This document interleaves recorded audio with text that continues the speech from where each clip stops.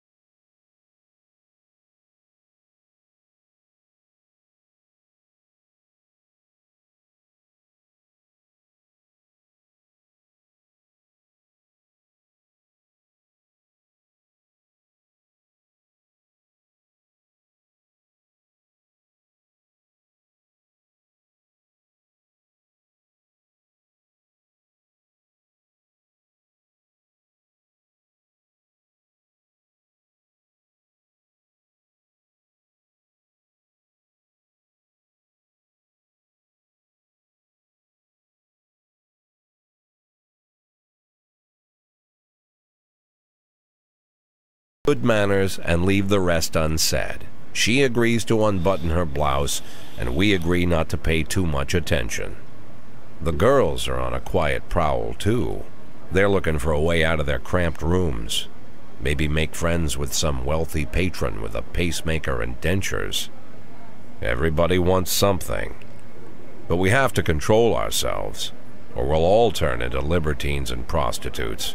Hell, if there weren't any rules, I'd be belching and farting, jumping up on the table, arms held high, yelling, "Shake it, baby!"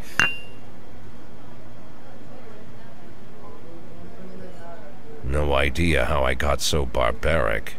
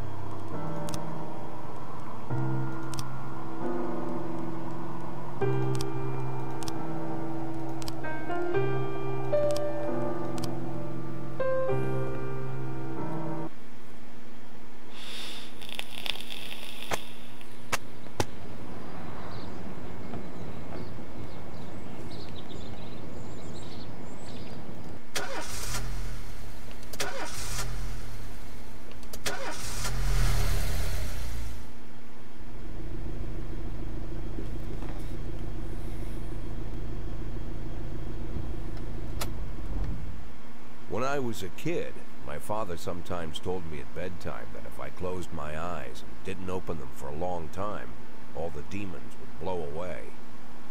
Yesterday I turned 60, but I still take his advice. Not because I'm sentimental or want to keep the memory of my father alive. I just can't think of a better solution. To get away from all the demons that haunt Freeburg, I'd need to wear a blindfold 24/7. Plus, it's a good idea to act blind when talking to reporters. At least that's what my colleagues say. They're afraid of press conferences. But for me, it's more like a confessional. No matter what lies you tell, you're privately thinking the honest answers. It helps me remember who I am. The fact that I'll be reading all about it in the papers tomorrow is a small price to pay. Call it penance for the preacher.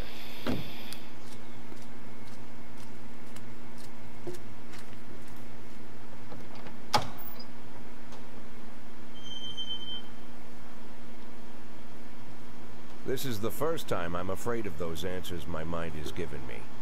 Not because I'm mad I'm losing my job. Though it's true, I'm mad as hell. Not because I subconsciously blame everyone else. Though I damn sure do blame them. And don't even ask me what my next move is. I can't imagine. But even that doesn't scare me. The worst thing is, I know I'm gonna have to do something. I'll be damned if I know how far I'll go. I may have a lot of vices, but predictability isn't one of them.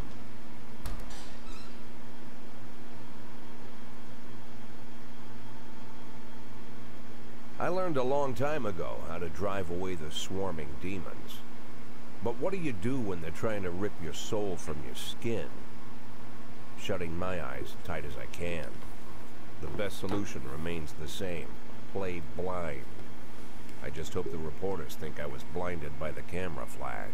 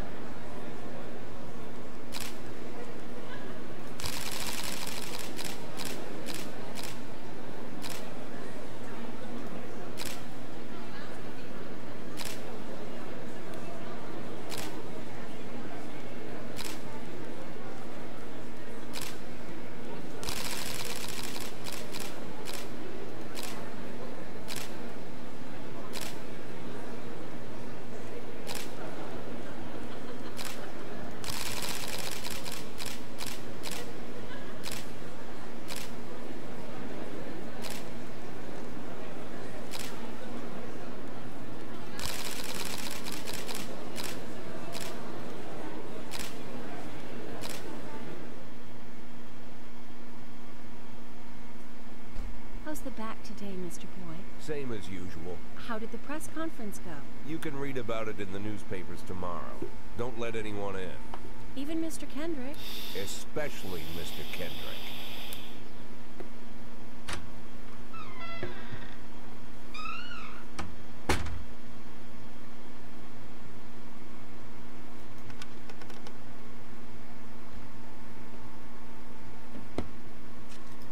As soon as I heard the door creak, I knew what face I'd see. Rude, arrogant, no warmth, white summer Mayor Rogers enters every room like he owns the place. He never shied away. In the movies, the villains controlling the city play golf with the judges. Rogers plays tennis with them instead. That's about the only difference. Jack, I was hoping to catch you after the press conference. You ran away so quick. There's no smoking at City Hall. No reason for me to hang around. Well, this morning I signed a ban on smoking in all public buildings. Soon you won't be able to smoke here either. Soon enough I won't be here at all. That's what I wanted to talk to you about. The people of this city like you, Jack. The police chief of all people. Don't betray that, Jack. Don't get wrapped up in any schemes. Sit nice and quiet for the next 180 days, and you'll be remembered as a hero. That's the only thing that you still have left. Be the hero. And how am I supposed to scrape together a retirement fund? You had a million chances to secure a luxury pension, one that even I would have envied, although I've never set aside any money for myself. I'm not planning to retire anytime soon.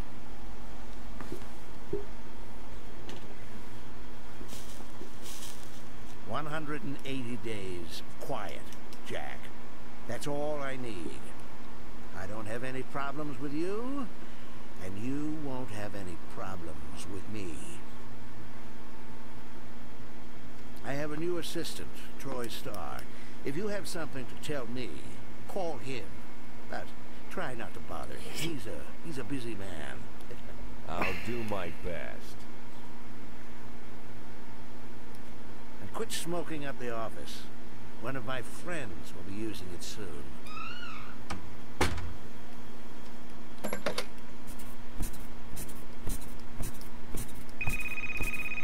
Oh, I'm sorry, babe. Only the mayor has this number. Mr. Mayor? Yeah, is this Troy Starr? Yes? Go fuck yourself, Troy Starr.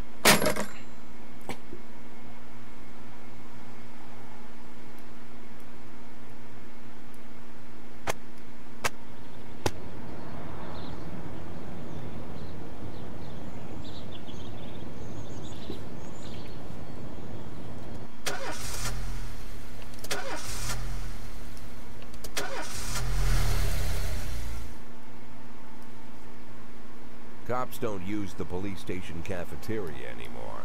There's some kind of stigma against sitting shoulder to shoulder with your partners. Everybody just takes snacks from the machines or grabs a meal and hammers it down in the corner like a vulture on a corpse. The main thing? Don't look into anyone's eyes. Could be construed as an invitation to sit together. The only people eating here are ghosts.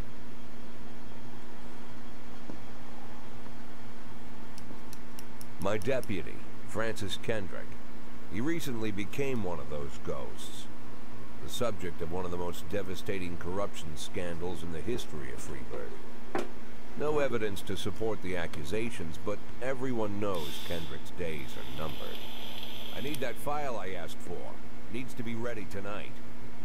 Francis didn't say anything, but I understood. Ghosts aren't supposed to talk. Besides, I got a feeling he was already finished.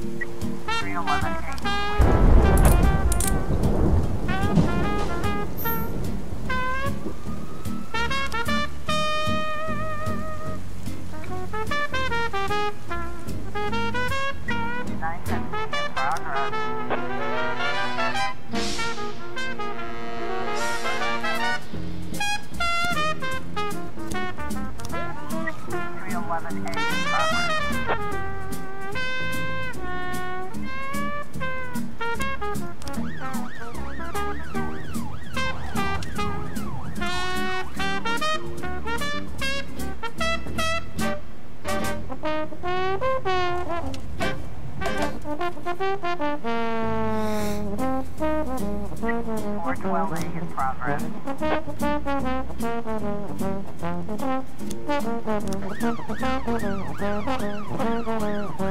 We've got a situation here.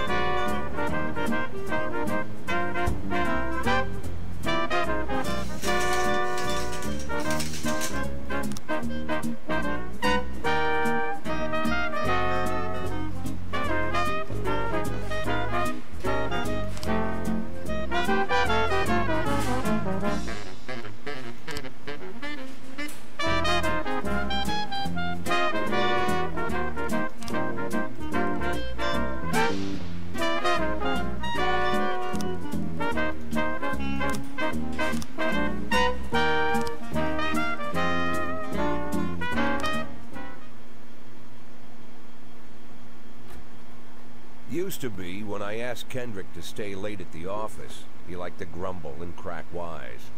Nowadays, he doesn't have the strength for it. Slumped shoulders, blank stare, wrinkled skin. The past few weeks, I don't hardly recognize my old friend. In his younger years, he reminded me of a gallant royal officer in an old Kipling story. Kendrick isn't just crumbling under the weight of the public pressure, but from the shame of it all. Internal Affairs raided the library he inherited from his grandfather, hoping they'd find buckets of cash stashed in the pages. Heard about the look on his face, the fearless policeman standing helpless in horror. I've known Francis for 30 years. The past 20 years he's played loose with the law.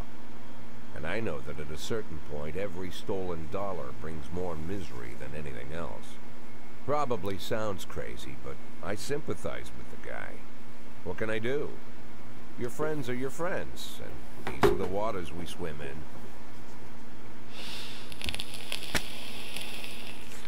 Called all of the people on that list today. Now they know you're in business, so you could get a call from any of them. Don't need to worry about any of them. I've cleared them all.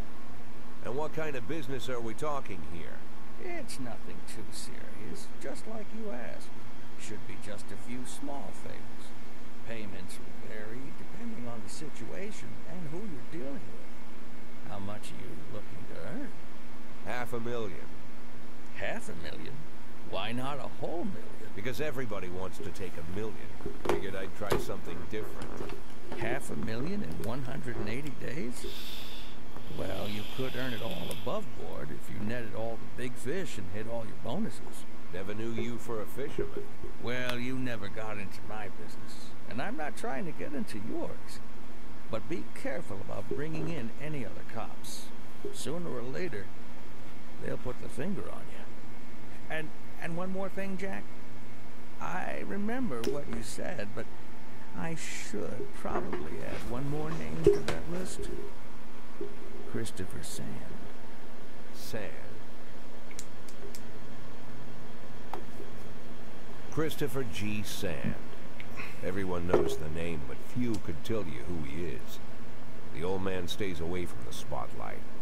Always wears old-fashioned jeans and knitted sweaters. Gives to charity. Rarely attends social events. An avid hunter, I hear. Even dabbles in poetry. You'd never guess he's the head of the oldest and most powerful gang in the city. Goes back as far as his great-grandfather. And Sand is strict about following the old rules. He rarely involves himself in commonplace murders and robberies. Hardly needs to intimidate anyone to get his point across. The people who work for him each have their sphere. They provide protection where needed, even work with the authorities when they want to make a deal. Meanwhile, San pulls the strings without getting his hands dirty. People sometimes mistake his quiet approach. A couple years ago, an arms dealer decided to expand its business without asking permission, and his whole family paid the price. In 4 weeks, San killed 31 people. Old men, women, even a few teenagers. And San's people made sure every paper reported it.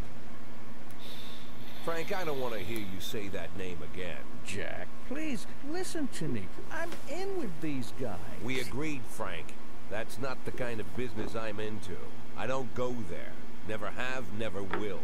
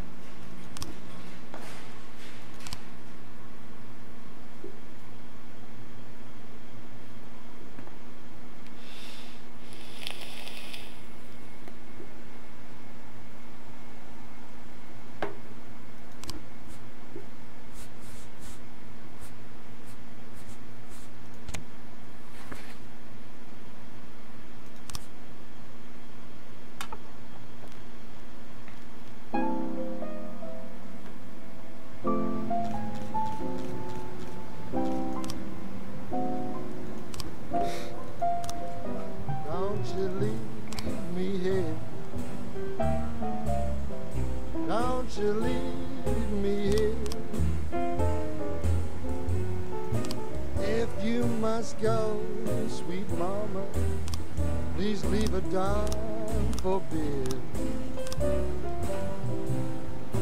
Rooster crow and a hen ran around. She said, if you want my fricassee, you'll have to run me down.